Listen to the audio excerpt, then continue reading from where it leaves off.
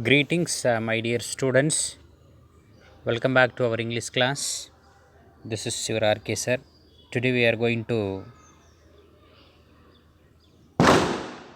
see Unit 5, Poem 5, A Father to His Son. இன்றைக்கி இருக்கக்கூடிய காலகட்டங்களில் அட்வைஸ் ஃப்ரம் பேரண்ட்ஸ் அப்படின்றது ஒரு முக்கியமான ஒரு விஷயம். ஒரு சிலர் அதை பாசிட்டிவாக எடுத்துக்கிறாங்க, ஒரு சிலர் அதை நெகட்டிவாக எடுத்துக்கிறாங்க. ஸோ இங்கே a father to his son, ஒரு அப்பா தன்னுடைய மகனுக்கு எந்த மாதிரி ஒரு அட்வைஸ் எல்லாம் பண்ணுறாரு, அவர் பண்ணக்கூடிய அட்வைஸை whether it is helpful or not அப்படின்றத எக்ஸலண்ட்டாக சொல்லியிருக்காரு Carl August Sandburg. So kindly follow the text and see the page number 161. Let us see about Carl August Sandburg. He is a man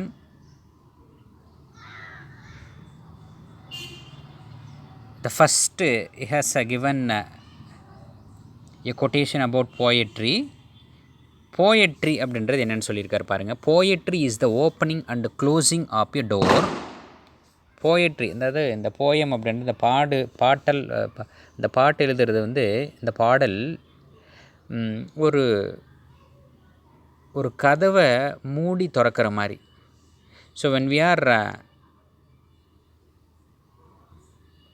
opening and closing the door on the time, leaving those who look through to guess about what was seen during a moment. That moment is very very important. During that moment what we have seen, நம்ம என்ன பார்த்தோம் அதுக்குள்ளே அப்படின்ற gap தான் tells about all the poetry. எல்லா போயமே அதைத்தான் சொல்லுது. அந்த இடைப்பட்ட டைமில் what we have a thought, நம்ம என்ன நினச்சோம் அப்படின்றத யூகிக்கக்கூடிய ஒரு விஷயந்தான் போயம் அப்படின்னு சொல்லி போயத்துக்கே அழகான ஒரு போயம் சொல்லியிருக்காரு கார்ல் ஆகஸ்ட் சாண்ட்பர்க். அப்படிப்பட்ட இவர் Sandburg was born in Galesburg, Illinois to parents of Swedish ancestry. அதாவது ஸ்வெதிஷ் பேரண்ட்ஸ்க்கு இவர் பிறந்திருக்காரு. எங்கே அப்படின்னா இன் கேல்ஸ்பர்க், அந்த city of Illinois. Carl August Sandburg January 6, 1878 was born and July 22, 1967 was died. During that period he lived. Was an American poet, writer and editor. American poet-ஆக இருந்திருக்காரு, ரைட்டராக இருந்திருக்காரு, எடிட்டராக இருந்திருக்காரு. a multi talented personality. he won 3 Pulitzer prizes.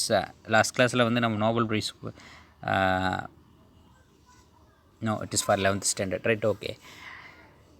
லிட்ரேச்சரில் கொடுக்கக்கூடிய ஒரு second கேட்டகரியில் இருக்கக்கூடிய ஒரு prize தான். First the top most is a Nobel price.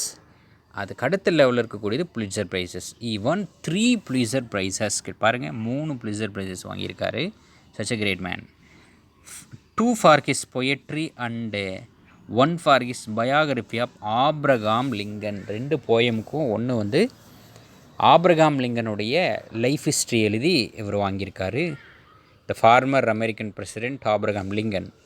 During his lifetime, Sandburg was widely regarded as a major figure in contemporary literature. In his period, he has considered a major poet in America. அதாவது ஒரு முதன்மையான ஒரு கவிஞராக பார்க்கப்பட்ட இவருடைய லிட்ரேச்சருக்கு he has given more contribution, நிறைய பங்களிப்பு கொடுத்துருக்காரு. Especially for volumes of his collected verse. He has given collected verse, voluminous work including Chicago Poems 1916, such a famous one, and Khan's Ascus 1918 and Smoke and Steel அப்படின்ற இந்த poems have written in his contemporary time on the year of 1920. He enjoyed unrivaled appeal as a poet in his day.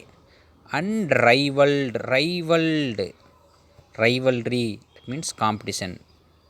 He had no competition. அவருக்கு போட்டியே யாரும் இல்லை, அவர் தான் the king of writings அப்படின்ற மாதிரி during is period. Okay right. Perhaps because breadth of his experiences connected him with so many strands of American life, and at his death in 1967, so his work has been contributed as a breadth of his experiences. அவருடைய experience ரொம்ப ஆழமாக சொல்லி அது அவருடைய அனைத்து ஒர்க்குலேயுமே வந்து deliberate ஆகும் அப்படின்றது தான். அது இல்லாமல் with he had described so many strands of American life. அதாவது இவருடைய ஒர்க்கு அமெரிக்கன்ஸோட லைஃப், அந்த அமெரிக்கனுடைய லைஃப்பில் என்னென்ன சில விஷயங்கள், இந்த strands means struggles. Kindly note down, strands means struggles. அந்த போராட்டங்கள் எல்லாமே இவருடைய வாழ்க்கையில் நடந்தது அப்படியே இவரோட போயமில் பிரதிபலித்தார். And at his death in 1967, இவருடைய டெத் அப்போ president Lyndon B Johnson observed என்ன சொல்லியிருக்காரு, என்ன கோட் பண்ணியிருக்காருன்னா about him that Carl Sandburg was more than the voice of America, more than the poet of its strength and genius. அதாவது நம்ம Americans நம்ம இருக்கோம் அப்படின்னா நம்மளுடைய வாய்ஸு அதுக்கு ஈக்குவல் இவருடைய ஒற்றை அந்த போயம் அப்படின்னு சொல்லியிருக்காரு. இதை விட ஒரு எக்ஸலண்ட்டான ஒரு ட்ரைபூட்ரி நிச்சயமாக யாராலையும் கொடுக்க முடியாது. சச் அ மேன் ஜீனியஸ் அப்படின்னு சொல்லியிருக்காரு. இவாஸ் அமெரிக்கா, அப்படிப்பட்டவர் தான் இவர், அமெரிக்காவை சேர்ந்தவர். பி ப்ரவுட் ஆஃப் ஹிம் அப்படின்ற மாதிரி நிறைய சொல்லியிருக்காரு அவருடைய இறுதிச் சடங்கில். ஓகே, ஸோ இப்படிப்பட்ட ஒரு author return the poem a father to his son. ஒரு அப்பா தன்னுடைய மகனுக்கு என்ன அட்வைஸ் பண்ணியிருப்பார் அப்படின்றது தான் இந்த போயமில் நம்ம பார்க்க போகிறோம். ஓகேவா, right. A father's love lasts a long time. A father's love lasts a long time. அப்பாவோட அன்பு இட் இஸ் ஆல்வேஸ் இன்விசிபிள். அது இன்விசிபிளாக தான் இருக்கும் எப்போவுமே. But it is very powerful. அது எப்போவுமே நீண்டு இருக்கும், ரொம்ப பவர்ஃபுல்லானது அப்படின்றது உங்களுக்கு சொல்ல வேண்டியதில்லை. So being this period, you can easily understand about every father's advice. Okay, right. So normally நம்ம பேரண்ட்ஸ் வந்து என்ன அட்வைஸ் பண்ணுவாங்க அப்படின்னா, படிக்கும்போது அதையும் சிந்திக்காமல் படிக்கணும், ஒரே ஃபோக்கஸ்டாக இருக்கணும் படிப்பு மேலே, ரொம்ப நேரம் எதுக்கிட்ட டிவி பார்த்துட்ருக்குற, காலையில் சீக்கிரம் எந்திரி, ஃபோன் அதிக நேரம் நோண்டக்கூடாது அப்படின்ற சில விஷயங்கள் எல்லாத்தையும் நம்ம நார்மலாக பேரண்ட்ஸ் சொல்லுவாங்க. பட் இவர் என்ன இந்த இடத்துல சொல்லியிருக்காருன்னு சொல்லி தன்னுடைய குழந்தைக்கு let's read this poem. A father sees his son nearing manhood, what shall he tell that son, life is hard, be steel, be a rock, and this might stand him for the storms and serve him for humdrum monotony. A father sees his son nearing manhood. Manhood means adolescence. நல்ல வளர்ந்து வரக்கூடிய இந்த பையன்கிட்ட ஒரு father என்ன சொல்லியிருப்பார், what shall he tell that son, என்ன சொல்லியிருப்பாருன்னு சொல்லி பார்த்தோம்னா,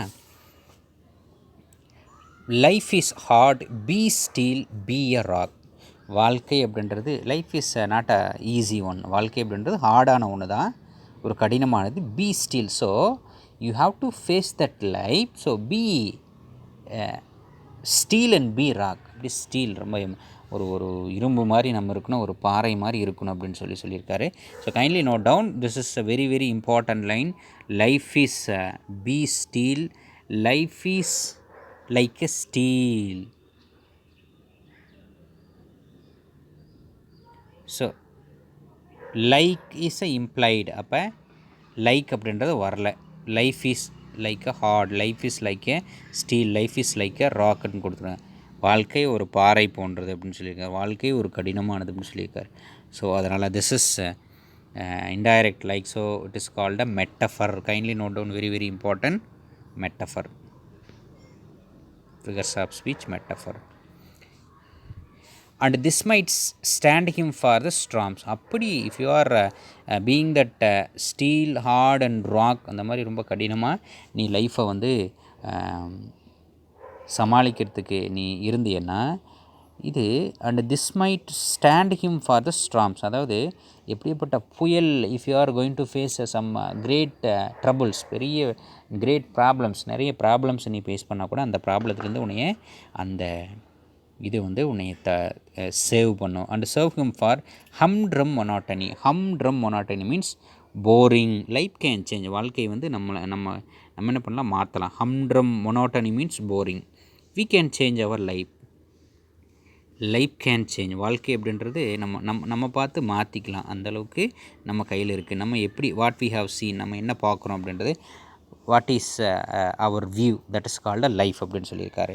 அதுதான் இந்த இடத்துல. So the third line is very very important. Life is like a hard, so be still and be a rock. It is a called metaphor. Okay.